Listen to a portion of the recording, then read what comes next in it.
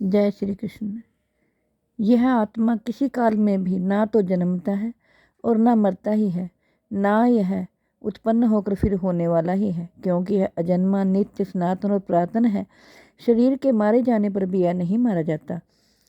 श्री कृष्ण भगवान कहते हैं, हे पृथा पुत्र अर्जुन, जो पुरुष इस आत्मा को नाश रहित, नित्य, अजन्मा और अव्यय जानता है, वह पुरुष कैसे किसको मरवाता है और कैसे किसको मारता है। जैसे मनुष्य पुराने वस्त्रों को त्याग कर दूसरे नए वस्त्रों को ग्रहण करता है, वैसे ही जीवात्मा पुराने शरीरों को त्याग कर दूसरे नए शरीरों को प्राप्त होता है। यह आत्मा, इस आत्मा को शस्त्र नहीं काट सकते, इसको आग नहीं जला सकती, इसको जल नहीं गला सकता और वायु नहीं सुखा सकता, क्योंकि यह आत्मा अच्छेद्य है। यह आत्मा अदाह्य, अक्लेद्य और निसंदेह अशोष्य है तथा यह आत्मा नित्य, सर्वव्यापी, अचल, स्थिर रहने वाला और सनातन है। यह आत्मा अव्यक्त है, यह आत्मा अचिंत्य है और यह आत्मा विकार रहित कहा जाता है। इससे है अर्जुन, इस आत्मा को प्रयुक्त प्रकार से जानकर तू शोक करने को योग्य नहीं है, अर्थात तुझे शोक करना उचित नहीं है।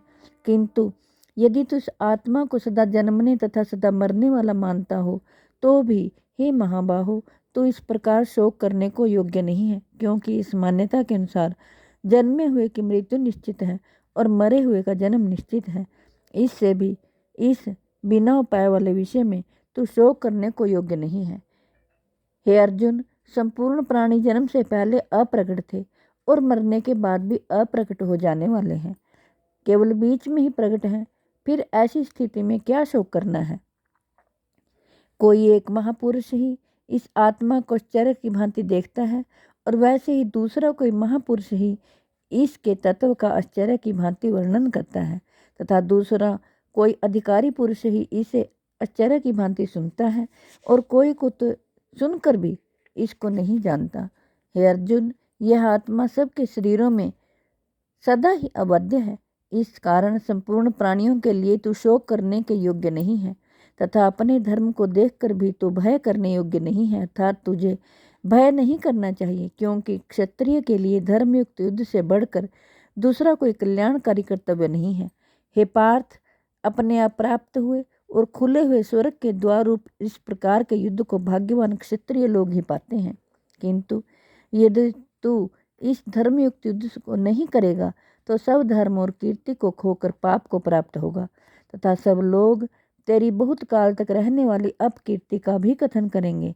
और माननीय पुरुष के लिए अपकीर्ति मरण से भी बढ़कर है, और जिनकी दृष्टि में तू पहले बहुत सम्मानित होकर अब लघुता को प्राप्त होगा, वे महारथी लोग तुझे भय के कारण युद्ध से हटा हुआ मानेंगे।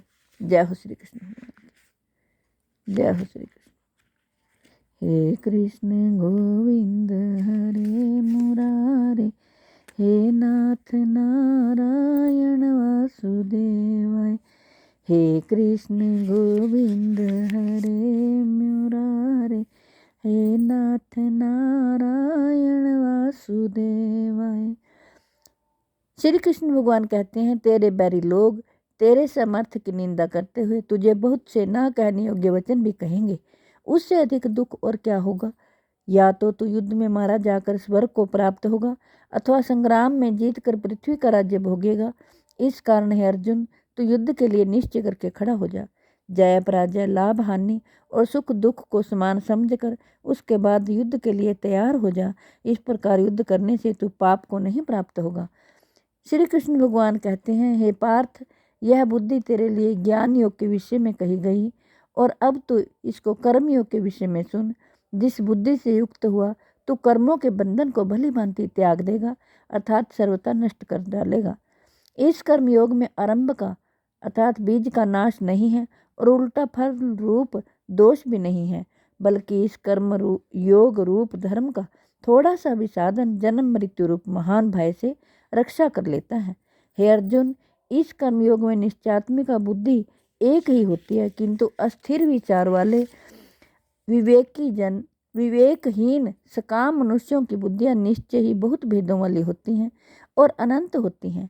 हे अर्जुन, जो भोगों में तन्मय हो रहे हैं, जो कर्म फल के प्रशंसक वेद वाक्यों में ही प्रीति रखते हैं, जिनकी बुद्धि में स्वर्ग ही परम प्राप्य वस्तु है और जो स्वर्ग से बढ़कर दूसरी कोई वस्तु ही नहीं है ऐसा कहने वाले हैं, वे अविवेकी जन इस प्रकार की जिस पुष्पित अर्थात दिखाऊ शोभायुक्त वाणी को कहा करते हैं, जो कि जन्म रूप कर्म फल देने वाली एवं भोग तथा ऐश्वर्य की प्राप्ति के लिए नाना प्रकार की भूत सी क्रियाओं का वर्णन करने वाली है, उस वाणी द्वारा जिनका चित्त हर लिया गया है, जो भोग और ऐश्वर्य में अत्यंत आसक्त हैं, उन पुरुषों की परमात्मा में निश्चयात्मिका बुद्धि नहीं होती। हे अर्जुन, वेद उपयुक्त प्रकार से तीनों गुणों के कार्य रूप समस्त भोगों एवं उनके साधनों का प्रतिपादन करने वाले हैं। इसलिए तो उन भोगों एवं उनके साधनों में आसक्तिहीन, हर्ष शोक आदि द्वंद्वों से रहित, नित्य वस्तु परमात्मा में स्थित, योग क्षेम को न चाहने वाला और स्वाधीन अतः करने वाला हो। जय हो श्री कृष्ण भगवान की। हे कृष्ण गोविंद हरे मुरारे, हे नाथ नारायण वासुदेवाय। हे कृष्ण गोविंद हरे मुरारे, हे नाथ नारायण वासुदेवाय। जय हो श्री कृष्ण भगवान की।